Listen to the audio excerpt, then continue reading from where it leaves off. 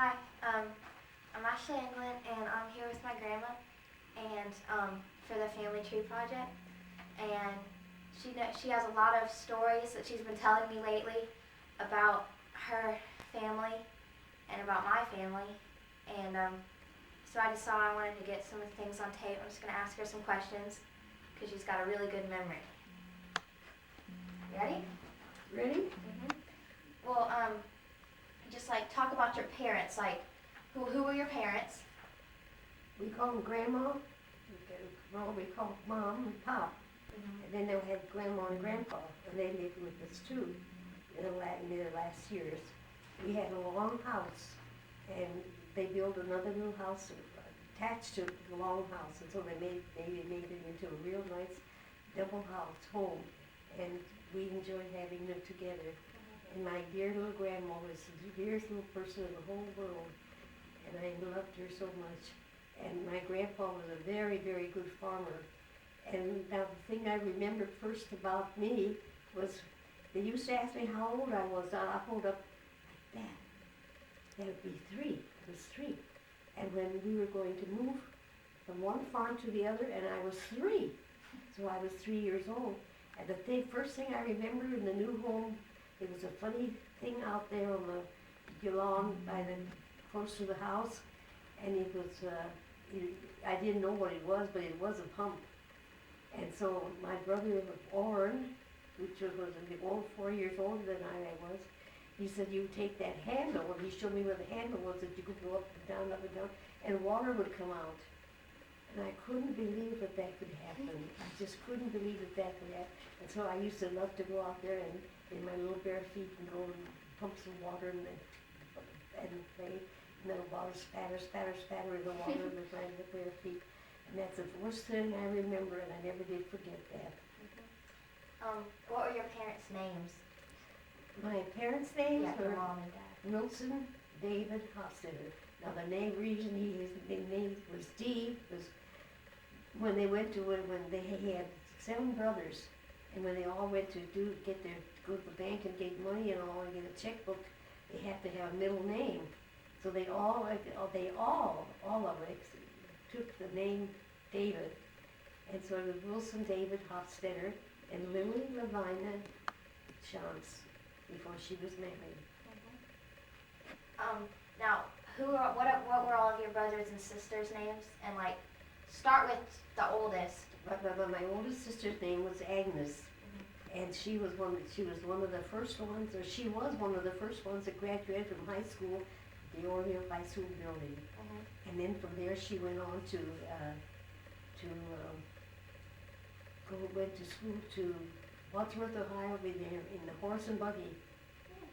And it was a long ways for them in those days. But my aunt and uncle Dan and Elma, they both graduated from, they called the academy in those days. They both graduated from the academy and both became very wonderful, prominent school teachers in Wayne County. What was your next oldest? And the next one was Orrin Hoffstetter, and he was a very athletic young man, and he brought home the tennis court to the home, and he played a lot of ball, and he was very active in all kinds of sports, and he turned out to be a very prosperous business, truck driving business. Okay. And then I was next. My name was Vida. And how did your name get changed? Well, what happened was Grandma and Grandpa didn't know what they were going to name me, and Grandpa wanted to name me Catherine, and Grandma didn't want to. I don't want to know the name be Katie, and so they finally wanted to find a name that they wanted that he would Vida. And in later years, I never liked the name Vida. So when we were in California and I was playing tennis with my cousin, he said to me, "You are so vivacious. You have so much vim, vigor, and vitality." And they were all 3 V's, and we call you Vida. And that's how and I liked that. And so they started calling me Vida, and finally I went and made it legal that my name would be Vida instead of Vida. And I said, doesn't it sound better when they call me Vida? Vida. Okay, I just want to. There's another brother. Oh, what was the other? What about Uncle Oh, Ward? their Uncle Ralph. Ralph. Ralph became a construction worker for the CV military, and he was very, very prominent, very, very famous for be legal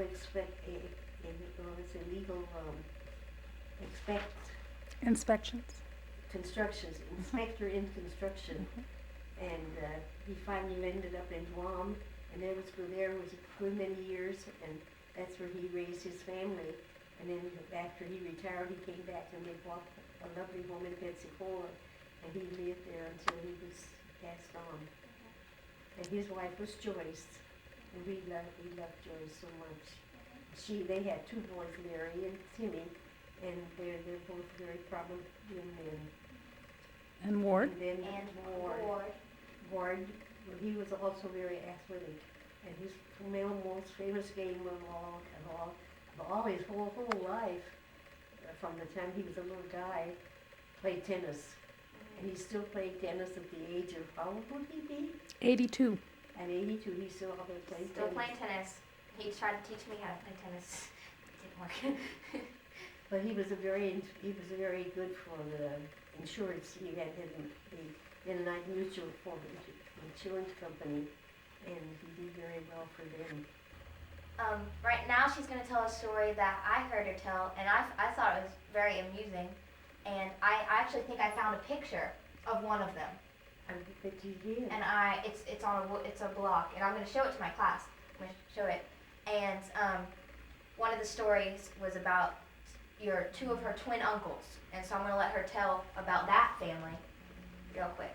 They were identical twins, and they were very, very difficult to tell them apart. Their voices weren't quite the same, but outside they were almost identical all the way through. And their favorite sport was wrestling, and that was very prominent in those days. And there'd be wrestling matches in the Haymow, and they'd put up signs of a wrestling match here tonight, and they would challenge anybody that came. And for money, right? yeah, to begin with, it was just in fun, but it got to be that they were so popular and so well that they started betting on them. And of course, that was too bad, because eventually they had to break it up because it got to be too strong a chain of wrestlers. But anyway, the reason they were so popular, they couldn't tell. They would go back in a huddle, and then not the same one would come back out. And so he would be fresh, ready to go, but eventually they finally caught on, and their story would end it there. But it was quite an ordeal in those days. Yeah. And to close, we just want to say a poem in Swiss, because their family spoke Swiss, and up till what was it, first grade? mm-hmm. She didn't speak any English at all, and they had contests to see who could talk the longest without speaking any Swiss, so who could speak English the longest. They'd have contests. And so this is a poem, and a prayer. Who taught it to you? My grandma Chance taught it. She had prayer every morning, and she woke up and she had prayer circle. And anyone could come to her prayer circle, and she'd read from her Bible, the one that you have, that little black Bible. I have a Bible in German. In German. Completely in German. And she would read out of that and then say a prayer. And ever so often, I used to love to sneak over and join her prayer circle. And I used to do it because I didn't want to be called a sissy, because the boys didn't think it was so great to be saying prayers every morning. Okay, so I'm going to say it with you. And so Grandma taught it to me. So. Müde geht's rouge, schließlich meine Äuglein zu. Vater, lass der Augen tein, über meine Betty sein. Amen.